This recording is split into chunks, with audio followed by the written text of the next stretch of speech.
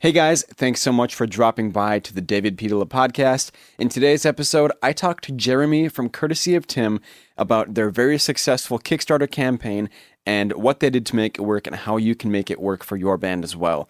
Towards the end of the episode, we talk about the new Courtesy of Tim website, what Jeremy used to make the website and how they're monetizing it, and kind of making the website pay for itself by selling merch on the website. Before we start the episode, there are some audio imperfections. There must have been a bad cable on somebody's end. It just sounds like some light brushing of the mic or something.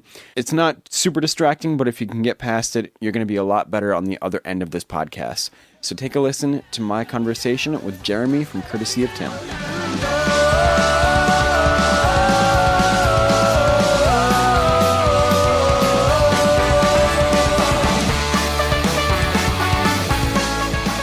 Well, Jeremy, thanks for being here. Can you tell the audience a little bit about who you are and what you do?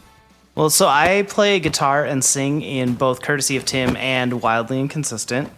Okay. And I also handle pretty much most of the day-to-day for Courtesy of Tim. So if you email us or order something from our website, it's coming to me and I'll be packing it up and shipping it to you or responding to whatever message you're sending me.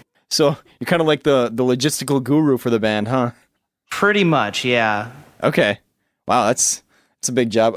So you recently became a father. Is that tough to balance the fatherhood and the band thing thus far? Well, yeah, it was a little hairy during the Kickstarter campaign. Okay. Just because I had to be a little more involved with band stuff. Okay. But mostly, like right now, when we go on our morning walks, I'm on the band's like Twitter and Instagram doing that kind of thing, and like checking my email because like she's in the stroller and happy as can be, so it doesn't really I can pay a little less attention to her. Otherwise, I do everything during nap time. Okay, nice. We got a hustler over here. Wow. Nice. Yep. So you talked about the Kickstarter, and in this episode, I really want to talk people through the very successful Courtesy of Tim Kickstarter campaign that you guys ran. That's the reason I want to have you on. But also, you just made a pretty good website, and that just went live, and you're selling merch on it, so that's even better. So the two things we want to talk about are the Kickstarter and the website. First, let's talk about that Kickstarter. Why did you go with Kickstarter? And how many times can I say Kickstarter in 1 minute?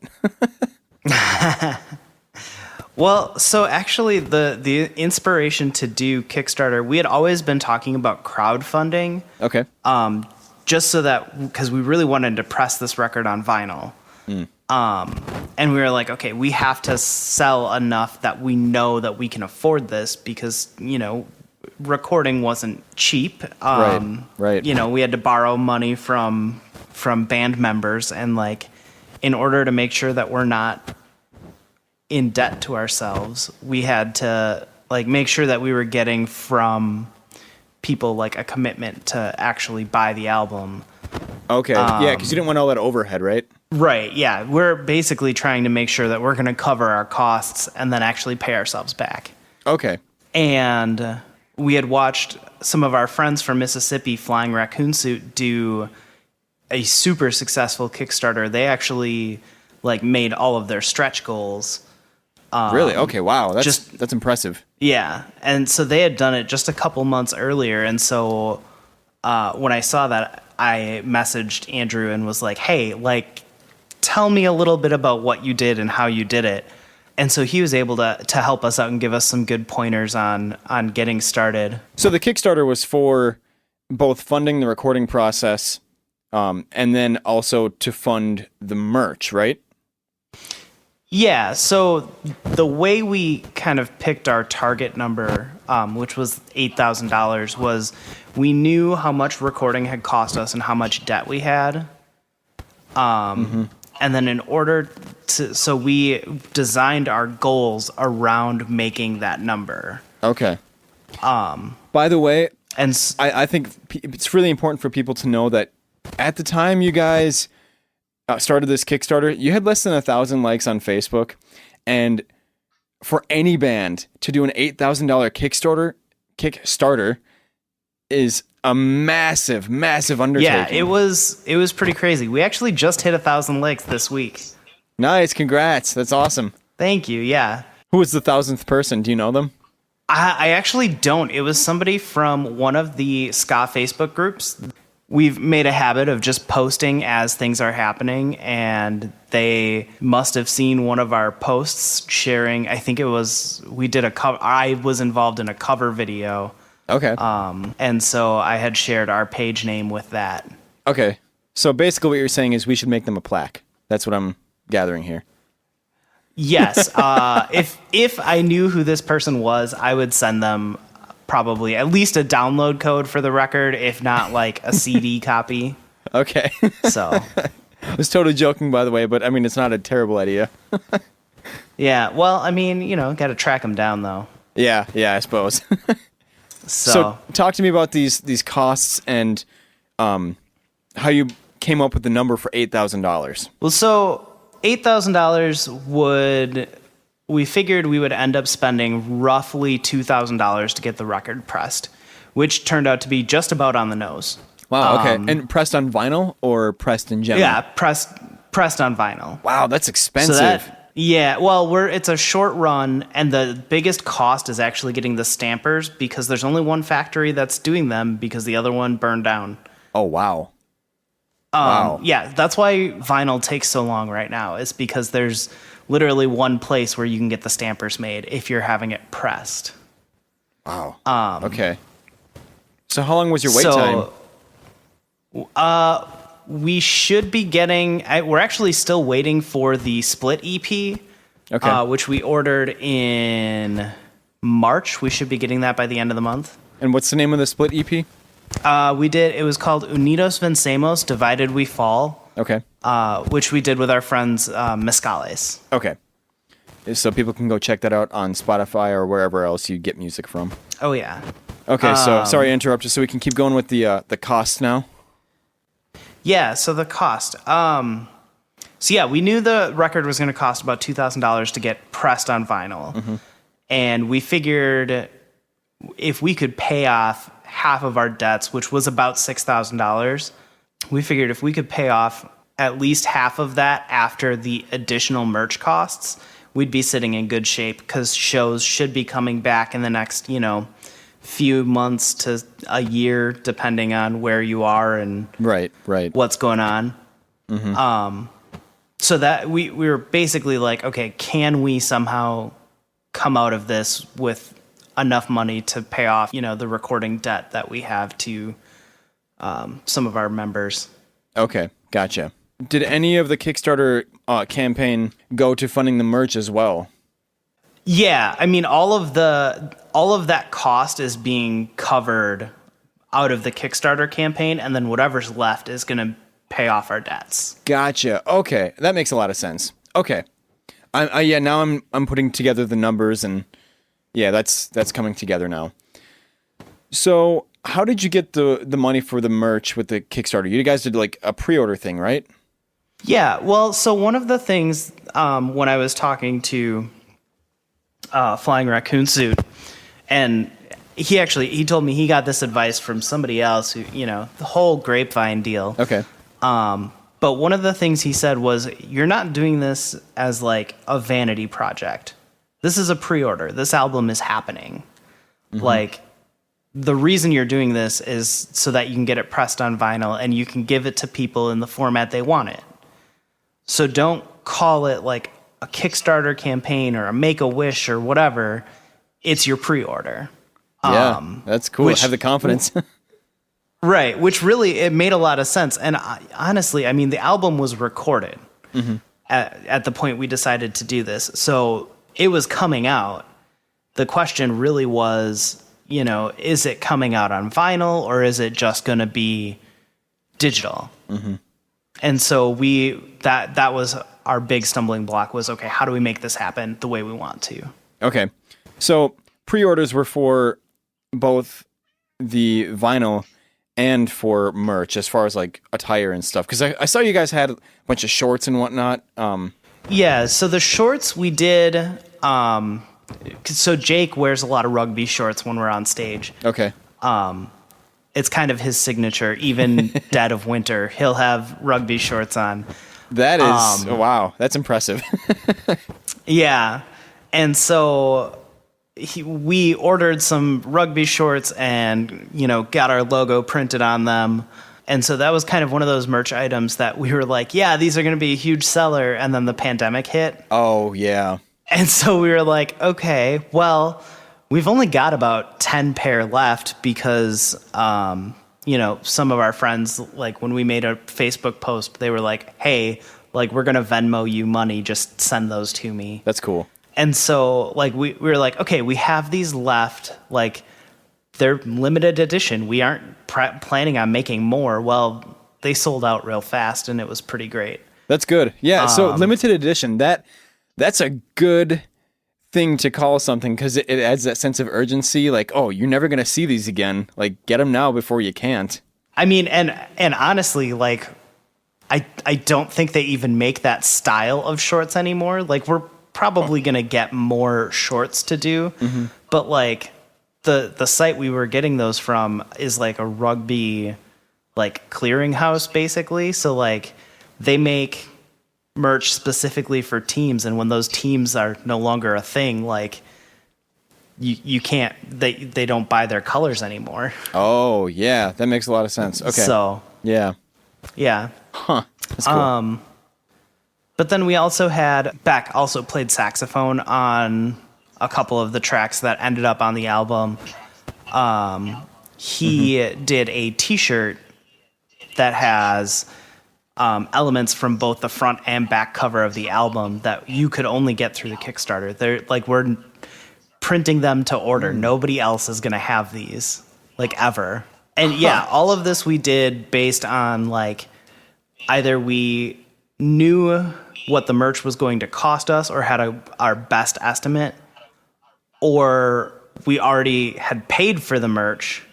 And so at that point, like that's paid off. It's not a debt we have. Like that's just all profit at that point because that merch is already paid for. Right. I tell bands all the time, like whenever we've had meetings, you're in a couple bands that I've worked with, obviously, but I tell a lot of bands merch is the way you make money as a band because you're not going to make anything selling your songs for $1 a piece after you spend a few $100 recording each one. Like that's not where the money's at. You should give away your best songs for free. And then like you guys did, you released the songs so people could hear them and then see if they wanted to support the work. You weren't holding out on people and holding back the music. You showed them the music like, hey, this is what it sounds like. If you like it, if you like the merch, come support us. Well, and that's the other thing is like when we've got all of our stuff on Bandcamp and it's all available on all the streaming. But when we've got stuff on Bandcamp, like there are 2 singles from the album that are like free to download. All we ask for is your email address so that we can send you an update when the next thing comes out. And then the last 2 singles we have up for like, I think that they're up there for $2. And just as I mean, we don't want to throw out the baby with the bathwater. Like, eventually all of our music will be free to download. But for that first 6 months, it's like, help us do this again. Yeah. We get it. Like you want the music for free and stream it all you want on Bandcamp. If you're going to stream our music on Bandcamp, that's totally fine. If you're going to stream us on Spotify, cool. We get a billionth of a cent every play, but that adds up after a while. Yeah. That's pretty accurate numbering. Yeah. Listen to us, share us with your friends. That's all great. But if you want us to do this again, the album's up there for a download. It's a one-time $10 download or $12, I think. But then you get to listen to it on the Bandcamp app or the MP3s. They don't have any DRM. So okay. If you want us to keep doing art, you throw us a bone. So let's bring it back to that Kickstarter. You had the really ambitious goal of $8,000, and that's a difficult task for most bands.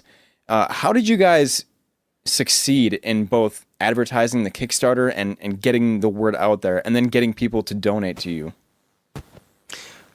Well, the first thing is, like, it's not really I mean, we did have some people who were like, hey, like, we just want stickers and a thank you, and like gave us way more than the $3 we asked for. Okay. But you have to stop thinking of it as a donation. Like, Kickstarter it's not a donation. It's like, you are paying us for something we created, and like, we're going to send it to you. Like, you get something out of this transaction. It's not just like, you know, a feel good. Like, you actually are getting a product. That's great. I kind of worded that question on purpose like that to get that kind of answer out of you. That's great. Exactly what I wanted to hear. Well, and part of the thing with Kickstarter is when people are supporting your project, like, they believe in your project. Mm-hmm. You have to have that confidence because they believe in your project. Yeah, somebody else believes in your project, so you should too. Exactly. And like, just bringing everything out, like, I mean, we reached out to as many people as we could. Like, when the Kickstarter was going live, there's a gentleman who did a review of our split EP that works for a blog called Bearded Gentleman, and we reached out to him and said, hey, like, we're doing this Kickstarter. Do you want to take a sneak preview of it and then, you know, do a write-up on it? And so he did, and we sent him album tracks as we were going so that he could like hear them as they were being completed and post about them. And he actually helped drive a lot of people toward our Kickstarter. Wow. Just by like having that relationship and you know, saying, hey, like, here's some songs for free, like, tell your friends. Yeah. And we did a lot of like direct outreach. I definitely like sent the Kickstarter link to friends that I, you know, talked to in passing, or people who had said, hey, you know, if your band ever puts out music, like, let me know. And it was like, hey, like, here's your chance. We're putting it out on CD, vinyl. You can get a digital download. Like, get a t-shirt. It comes with the digital download. So I've done a few of these episodes now, and every single episode, well, almost every single episode, the people that are successful always circle back to dealing with other people, making connections, reaching out. It's always about making connections, and that is huge in this business. Like, that's 90% of the business, because without that outreach, without that point of contact, you might not have made that goal, but you were willing to put in the work to make those connections, and you made the goal. Right. When you talk about making connections, there's a podcast that specifically focuses on ska music. And they're based out of Orange County. And I don't remember how I found them, but they actually like debuted Here's the Thing, Winnie. When that came out, they were the first place to play it before it was even on Bandcamp. Okay. And was that like, was that 2 years ago? Feels like it was like 10 years ago. Yeah. But it was really like a year and a half ago. Okay. But yeah, so they were the first people to play that song. And then, you know, I've kept in touch with the host via like Facebook and Instagram. And actually they had an episode about something like last week. And I had commented on Facebook like, hey, you've been talking about this band a lot. Like, give me a playlist with them, because I don't know how to spell their name. I can't find them. And so the host actually ended up name dropping us because I had reached out to them and asked for that playlist. And like, I mean, I listen to that podcast a lot, and they end up name dropping us just because I ask them questions on social media. So people who are listening, I know I say this a lot, but rewind the past 30 seconds and listen to that again, because what I heard is you didn't even ask to get your name on that podcast.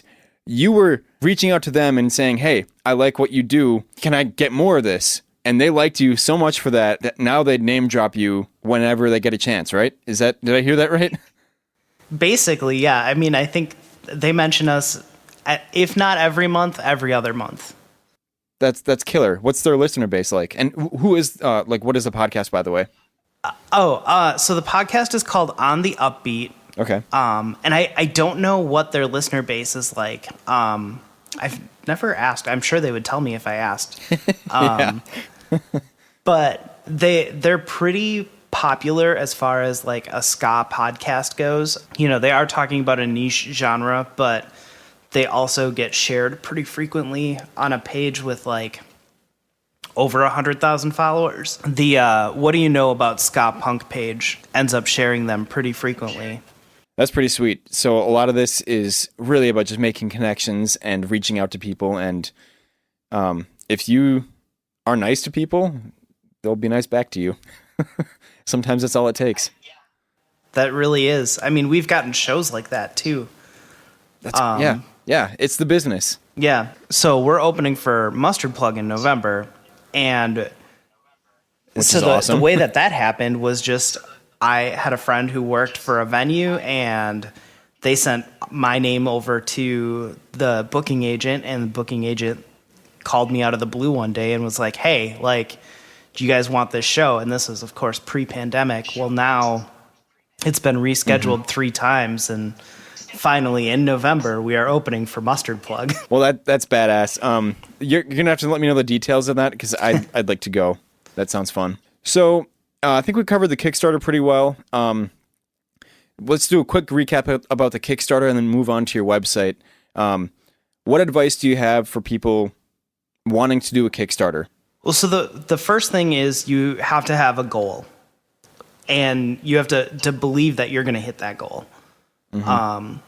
because that's going to help you set a realistic like expectation. So when you have your goal, then you put together your tiers for your rewards.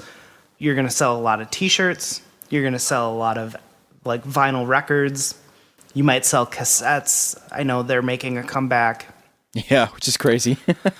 You also have to have some of those like weird odds and ends stuff. Like we did vegetarian cooking with our bass player, who is like, he's going to do an internet cooking lesson with people. Okay. We did like cover songs. So somebody asked us, they sent us to just do any 90s boy band song. Oh, that's amazing. So we are currently arranging Tearing Up Your Heart by NSYNC. And it's supposed to be an acoustic cover, but I think this one's going to end up being a full band cover. Oh, yes. So I need to hear this. But yeah, we just like when you're putting together your Kickstarter rewards, like you have to think about what you would want from a band. Make sure that you don't put out more than you can reasonably make. Like we only did 5 covers because those take a lot of work. And like between the arranging and the mixing and the recording and like, yeah, how did you record those? There's no way we could do those. So because of the pandemic, we all ended up with our own setups. Okay. We're doing them in like our basements. We'll probably have, we're still in the process of recording them. Okay. But yeah, we're doing them in our basements. You know, we've got some like scratch tracks going, and it's all coming together pretty quickly. Cool. The Sum 41 cover we did, if you look it up on YouTube. Okay. I want to check that out. Pretty similar quality to that. It's not as good as going into a real studio, but it's a little more affordable. Yeah. And like, you know, I mean, they're covers, so we can't officially release them. Right. I have one more question about the Kickstarter that I just remembered. Imposter syndrome, that little voice in the back of your head that tells you that you can't do it and you're not good enough. Did you ever get that? And what did you do about it? Yeah, every day. Like, I mean, the very first day when we saw that Kickstarter go over 1,000, it was like, holy shit, that's all the money we're getting. Like that's it. But I mean, yeah, you've got to believe in your project. Like, even as I was putting this Kickstarter together, I was like, this is a really ambitious goal. I don't know that it's going to happen, but like, why shouldn't it? Right. You know? Yeah. Like, we put together a great album. I mean, we did a lot of work on it. Yeah. And we put together a very strong campaign. We did music videos. We released all of the singles. It was all like orchestrated to drive people to the Kickstarter. Okay. That's really smart. Oh, that's great. I hope people listening that want to start a Kickstarter are really paying attention to this episode. So I think we talked the Kickstarter to death. Let's talk about the website now. So what prompted you to make a website? Actually, it was a conversation with you before we were on the album project. I think we were still doing just singles then. Yeah, I think we were talking about like Here's a Thing or something like that. Yeah, and you were like, you guys should really have a website. And we're like, oh, well, we've got the Bandcamp, we've got the Instagram, we've got all of that. Like, people can find us. And you're like, no, like, if you have that thing, like, all of a sudden, like, you can host and, like, do all of your own, like, marketing, and it's very targeted. And it's like, okay, that makes a lot of sense, actually. You make the rules. This is actually, I think, the third iteration. Wow, okay. Of the website. But it's the first one that we've gone live with. Okay. We had built a couple others using like Wix or Squarespace or whatever, and just we weren't happy with the way they turned out. And part of it is none of us were web designers. And so what we ended up doing was we sat down with Brennan's brother, who is kind of a web designer. And Brennan is the trumpet player in the band, yes. just so people know. Brennan, our trumpet player, his brother Ryan helped us out and put together like a WordPress site. Okay. And then kind of walked me through how to update it. Okay. And once we had that in place, it was like, okay, well, we've got this WooCommerce plugin that I can figure out how to mess around with and like make all of our stuff more accessible, adding different like shirt sizes and all that stuff. Like, it did take a lot of figuring out for me to make sure that we had all of the right plugins and could accept credit card payments and all of that. Wow, yeah, okay. That's pretty big. Yeah. But yeah, we ended up sitting down with Ryan to get the bones of the website there. And it, like, honestly, if you've ever worked with WordPress, like, it's really easy once you've got the basics. That's good. So yeah, people listening, personally I use Wix, but I hear great things about WordPress as well. It just kind of depends on what you want on the site, I guess. But yeah, and how much work, all of the drag and drop, like Wix and Squarespace, like, they can all work great as long as you know what you're doing or know what you want. Yeah. And that's what we wanted was something that those companies couldn't provide at the price point we wanted. Gotcha. Okay, so how much do you pay per month? Well, it's $150 for 3 years. Wow, that's pretty good. Yeah, it was that, and then I ended up buying a couple of plugins for us to use. Okay, so yeah, I would say we're looking at $200. The only recurring cost is going to be that $150 every 3 years. Okay, wow, that's pretty good. So I know that sounds like a lot up front, but once you start selling merch on your website, this site's going to pay for itself. If you sell even one vinyl record on there, like, how much are the vinyl records from Courtesy of Tim? So right now we've got them listed at 30. Okay, so if you sell 5 of those, that covers the 3 years of expenses. Yeah, it does. So that's how important it is to have a website, because you look a lot more official and you can sell merch and pay for the website. I know you guys are going to sell a lot more than that, but just for simplicity's sake. Right. And once you have that website, like, you have to put it out everywhere. Yeah. We do get a fair amount of traffic, but we're still finalizing some of the pieces, making sure that the store is up to date with all of the merch we have on hand. And then also, like, we're doing a few things as like pre-orders. We've got some more merch kind of in the pipeline. Okay, cool. Some more like exclusive t-shirts that will only be printed once. Pre-orders are such a great idea, because you have that sale guaranteed, and then you're not wasting money on overhead that's going to sit around until you have enough shows where you can sell all that merch. Like, they're sold before they even get to you, so you're not sitting on that money. And that is exactly, it's like, all right, we've got this idea for a shirt.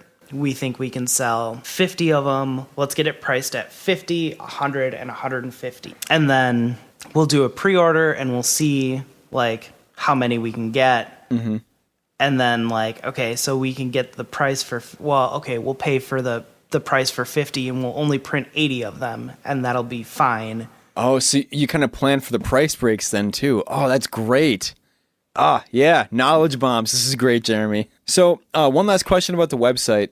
How hard is it to add a merch store to the site? Did that take a lot of work or was it pretty straightforward?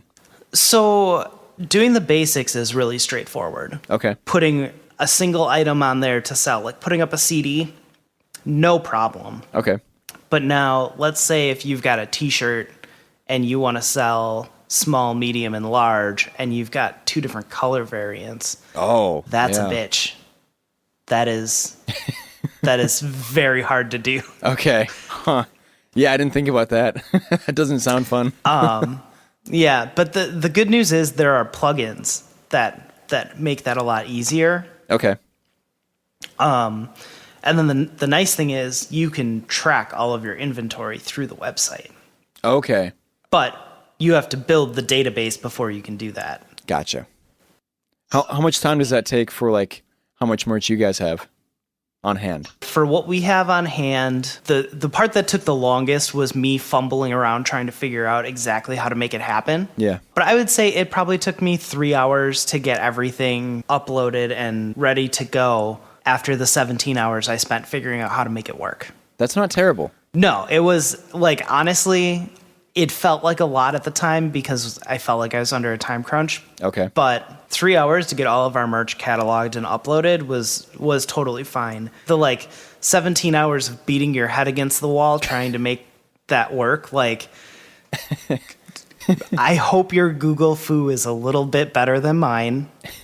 But all of the answers are on Google. Like you can find out how to do anything on Google. Yeah, if you put the time into it, like I listen to these guys on a different podcast, and they're always saying, "Fitfo, figure it the fuck out." Because if you don't, some other band will, and it's not like bands are really in competition. I'd listen more for studio stuff, but the competition, quote unquote competition, is going to get way farther, and you're going to be left behind. So if you want to run with the pack, Fitfo, figure it the fuck out, and just do it. Exactly, and that, like, honestly, that is probably the best advice you can give any band just starting out is like, see what you want to do, figure out how to do it, and then just do it.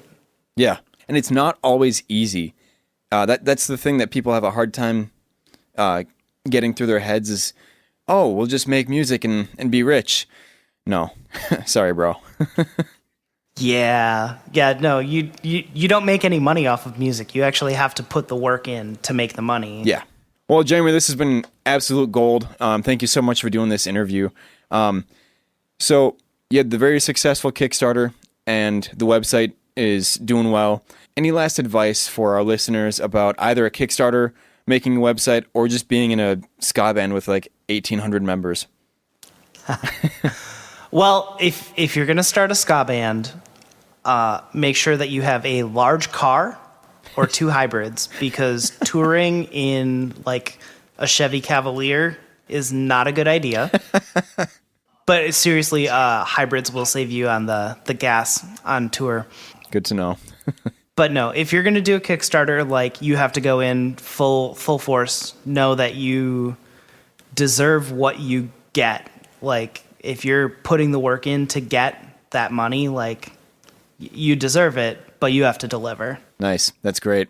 Well, we're going to leave it off there before we taint it with any other bad advice. So, well, Jeremy, this has been fun.